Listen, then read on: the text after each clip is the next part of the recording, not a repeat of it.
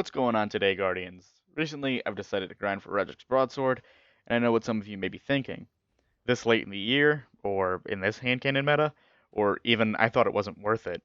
To be honest with you, I had no other Pinnacle weapon to grind for besides Luna's Howl and Not Forgotten or Mountaintop, and just no.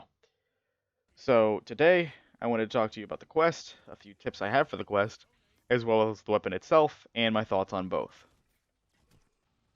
My number one tip for the entire quest is pretty simple. Just relax. Don't stress over this quest and let everything come naturally. I found that the more I stressed over the quest, the less progress I would make. For example, in the last Iron Banner, I got most of my pulse kills on the first step and double kills by merely just playing the game with some friends. Now, tips for the individual steps. Step 1, defeat 200 opponents with pulse rifle final blows. What's important here is that it's final blows. You have to be the person in the feed for that kill for it to count. Best way to go about this, grab your favorite pulse, jump in the Crucible for a bit. I personally use the Go Figure, very solid weapon, satisfying fire rate and recoil, kills in 2 bursts. Pretty plain and simple. Step 2, reach Valor Rank Heroic. I don't think you need help for this.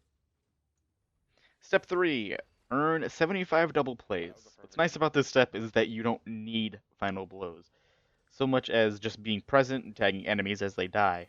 Best advice I can give for this is to stick with your teammates and to use roaming supers. Step 4. Defeat 150 opponents with precision rifle final blows. There's nothing I said in step 1 that I could say here besides the fact that in the feed, now you have to have a crosshair for it to count towards the quest step. Just keep that in mind when you're looking to progress it. Step 5. Defeat 50 opponents with arc final blows, defeat 50 opponents with solar final blows, and defeat 50 opponents with void final blows. Best piece of advice to give here is to go on one element at a time, and to make your primary weapon and energy weapon matching whatever element you're doing. For Arc, Risk Runner does pretty well, especially on Arc days going on right now with the Solstice event. For Solar, I used Hush, the new Gambit Pinnacle weapon, and for Void, I used Recluse. Step 6. Complete 25 quick play matches, complete 25 rumble matches, and complete 25 competitive matches. The most important part of this is complete, and you don't necessarily have to win. I went to these games with a loadout in mind that I wanted to practice and have fun with. For example, in quick play, me and my friend messed around with some trace rifles. In Rumble, I pulled out my revoker and practiced some sniping. And for competitive, I just queued with the 4-stack to try and sweep and get matches over as soon as possible. Step 7.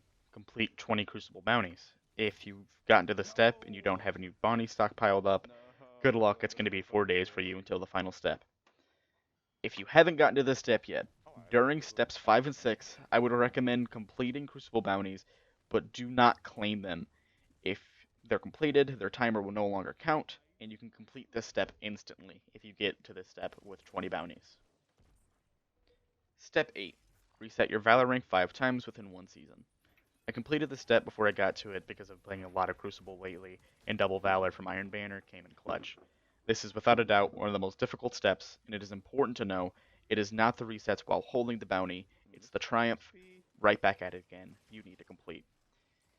If you want to complete this before Shadowkeep, there is a Valor boost the last week of year 2 from September 24th to the October 1st. Get as many resets as you can until then, and good luck. Step 9 and the final step. Return to Lord Shaxx and claim your Redrix Broadsword.